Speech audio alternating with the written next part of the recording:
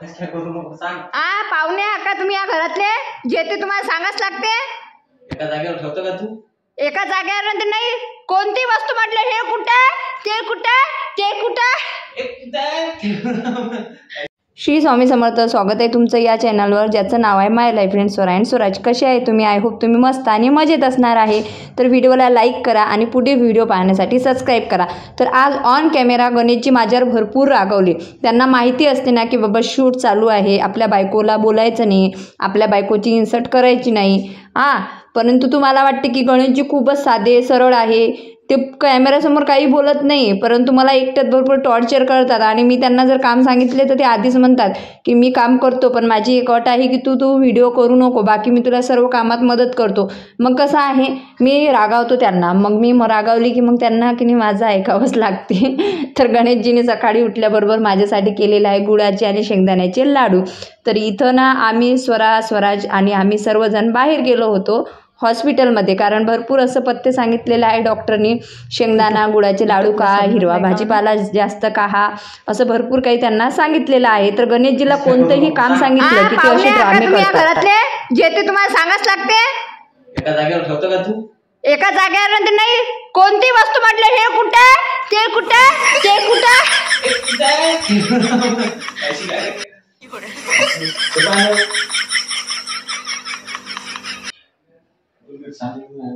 काय सांडलं? कोलगेट. असं कसं सांडलं कोलगेट? चुकला ना ते. किती दिवस झाले तुम्हाला इथून येऊन एक वस्तू तुम्हाला घरातली माहित नाही ना? पाहुण्यासारखी हे कुठे ते कुठे ते कुठे ते कुठे. तर आज गणेशजींनी माझ्या डोक्याला मेहंदी लावून दिलेली. हे पहा तुम्ही, आपण त्या माणसाच्या केसाला मेहंदी लावतो ना, त्या माणसाच्या केसाला धक्काही लागू देत नाही, किती प्रेमानं लावून देतो. आणि येईन माहिती आहे, अर्ध्याहून जास्त केस म्हणजे असं वाटत होतं बदला काढला आहे ना. काय केस बाकी उडे माय काय उडे. किती जोरजोराने केस ओढले तुम्ही माय. केस ते मोठे आहे ओढायला लागेल. हो काय? बरं काही वांदा नाही. त्याला नाही दुंडून द्या. ईट का जवाब पत्थर से देना हमें भी आता है. दाखवतो तुम्हाला कसं असतं. हो ना स्वराज? हा.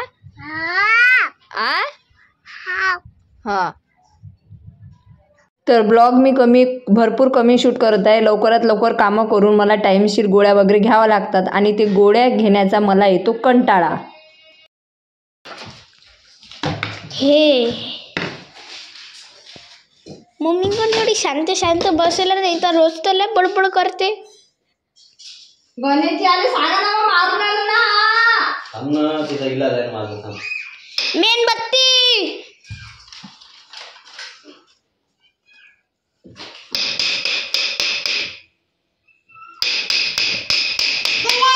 यो ये ना गणेशजी, मी त्या गोळ्या फेकून देईन बरं. माझ्या डोक्याला नाही मिळत झालं त्या गोळ्या घेऊ. काय झालं? मम्मीला म्हणा तब्येत कशी बरी होईल मग. गेलो तुम्ही घ्या ना मायावरच्या. मध्ये असत्यात नाही घेतले असते दुसरं पण आपण गोळ्या घ्यायला. हे लेकरं एक गणपती आवडत नाही. तुम्ही माझ्या डोक्यावर देऊन जास्त लेकरीने मॅट केलं म्हटलं.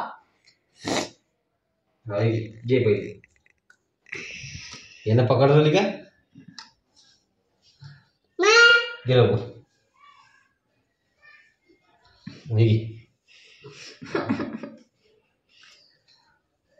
घे ना.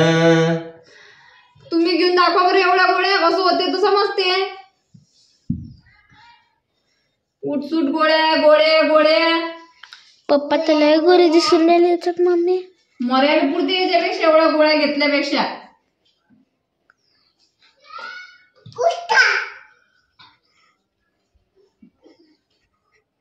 मी सर्वात जास्त माहिती आहे का, डॉक्टर, इंजेक्शन आणि त्याच्यानंतर गोळ्या भरपूर घाबरते, परंतु गणेशजी त्यांचं कर्तव्य जे आहे ना बरोबर पार पाडतात. मला जिथं रागवायचं आहे तिथं रागवतात. कामंसुद्धा भरपूर अर्ध्याहून जास्त ते मला करू लागतात. आणि गोळ्या घेण्यासाठी तर माझ्या छातड्यावर उभे असतात पाणी आणि गोळ्या घेऊन. जोपर्यंत मी त्या गोळ्या किंवा हे घेत नाही तोपर्यंत. आणि माझी सगळ्यात जास्त कमजोरी काय आहे, चहा. आणि मग मला ते चहा वगैरे पिऊ देत नाही, मग त्यांच्यामुळे मला त्या गोळ्या वगैरे घ्याव्या लागतात. खरंच काळजी करणारा नवरा भेटायला नशीब लागतं बाबा. आणि जे काही झालं ते विसरून सुद्धा जवळ येण्यासाठी सुद्धा नशीब आणि भाग्य लागतं. त्याच्यामुळे जे काही मागचं होतं ते आम्ही विसरून मस्तपैकी सुखाने संसार करत आहे. आणि थँक्यू सो मच ज्या लोकांना आमचा व्हिडिओ आवडते. तर आता इथं स्वराज बेबी करतोय माझं लाड, तुम्ही बघू शकता. मम्मा गोळ्या घे, असं कर तसं कर, त्याचं चालू होतं. तर आता काय बिड्डू, कान पकडून सॉरी बोल. पकड, कान पकड, जोरानं बोल. सॉरी, कान पकड बरोबर.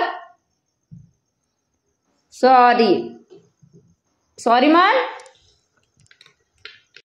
आणि गणेशजी झोपलेले असले की मग मी जोरजोराने भांडे आपटते.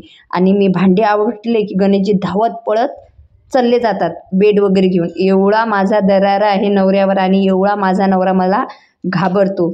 तर तुम्हाला हा व्हिडिओ आवडला असेल तर लाईक करा, तुमचे कमेंट बॉक्समध्ये सांगा. भेटूया आपण नेक्स्ट व्हिडिओमध्ये.